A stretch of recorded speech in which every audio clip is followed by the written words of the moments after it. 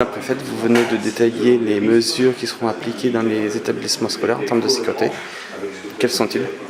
Voilà, donc nous avons d'abord souhaité anticiper pour la préparation de cette rentrée scolaire, puisque dès le 25 juillet, j'avais présidé un état-major de sécurité avec les forces de l'ordre, avec l'inspecteur d'académie, avec le conseil départemental, le conseil régional et l'union des maires. S'en est suivi également une réunion avec les maires qui sont très concernés par ces questions. Donc le 1er août, c'était notre devoir de vacances. Et puis là, on est donc dans l'exercice de rentrée avec cet état-major de sécurité, avec quelques points forts. Il y a d'abord les diagnostics de sécurité.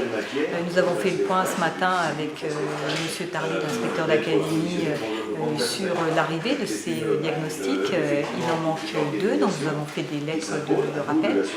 Il y a ensuite la politique des exercices. La ministre de l'Éducation nationale et le ministre de l'Intérieur, le 29 juillet, nous ont adressé une circulaire avec un certain nombre d'instructions précises pour la rentrée scolaire.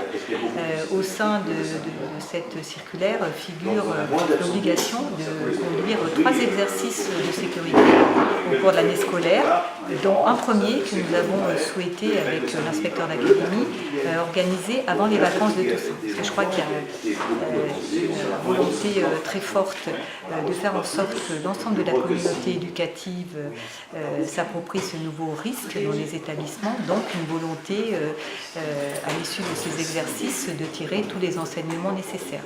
Alors il y a aussi l'actualisation des PPMS, les temps de protection du milieu scolaire, avec l'ajout d'un volet anti-intrusion par rapport à la menace terroriste.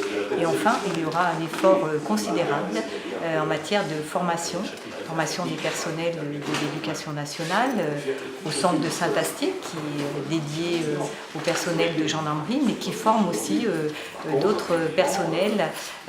C'est le cas pour l'éducation nationale. Ces formations seront ensuite démultipliées sur le terrain pour effectivement aider les chefs d'établissement à mieux appréhender ce risque nouveau pour les structures scolaires. Madame la préfète, je vous remercie.